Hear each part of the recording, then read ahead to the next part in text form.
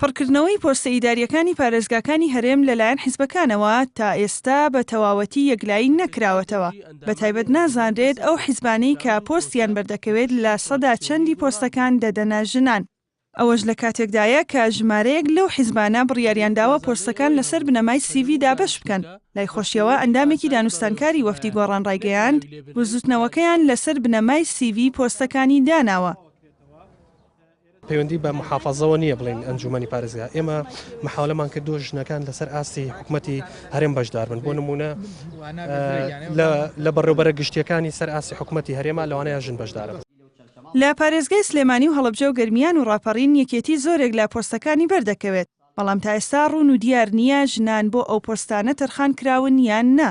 لای خۆشیەوە حاکم قادر کارگێڕی مەکتەبی سیاسی یەکێتی نیشتمانی کوردستان ئاماژەی بەوەدا کە لە حکوومەتی خۆجەیی سلێمانی و هەولێر و دوهۆک و شوێنەکانی تر پێویستە زیاتر ڕەچاوی پێدانی پۆست بۆ ژنان بکرێت. پێویستە زیاتر ڕەچاوی پۆست بۆ ژنان بکەین لە حکوومەتی خۆجەیی سلەیمانی و لە حکوومەتی خۆجەیی هەولێر و لە حکوومەتی خۆجەیی دووەک. لای خۆشیانەوە حیزبە ئیسلامیەکان کە خۆیان لە لیستی خزمەتدا دەبینەوە دەڵێن هیچ مەرجێکیان بۆ وەرگرتنی پۆستەکان دەستنیشان نەکردووە، بە تایبەت مەرجی ڕەگەز. دەرگای خۆپاڵاوتن ئەەکەینەوە هەر لە ئەمڕۆوە لەگەڵ برایانی کۆمەڵە ئەمڕۆ یەکلای ئەەکەینەوە. ئەو کەسانی کە دیاریتان کرا ژنانیان تایە؟ هەموو ژن و خوشک برا هەمووی ئازادە خۆی تەرشیحکە. تا ئێستا لایەنە سیاسیەکان ڕێژەی ئەو پۆستانەیان دەستنیشان نەکردووە کە دەیدەنە ژنان.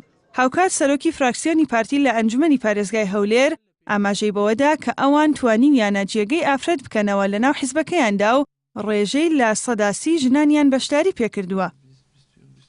لە خودی پارتی دموکراتی کوردستانیش لەناو ئەنجومەنی پارێزگای هەولێرە لە کۆی 5 لیژنە 2 لیژنەمان سەرۆکی لیژنەکان ئافرەتن کە ئەمە بە باشمان زانی بەشداریەکی چالاکیان پێ بکرێت لە ناو ئەنجومەنی پارێزگای هەولێر.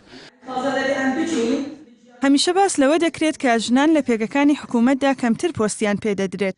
ئەویش هەر لەلایەن پیاوانی بەرپرس لە حیزبەکانیانەوە پێیان دەبەخشێت نەک بەدەستی بهێنن. تا ئێستاش ئەو بابەتە لە حکوومەتە یەک لە دوای یەکەکانی هەرێمدا بەدی دەکرێت. ژاڵە محەممەد، NRT سلێمانی.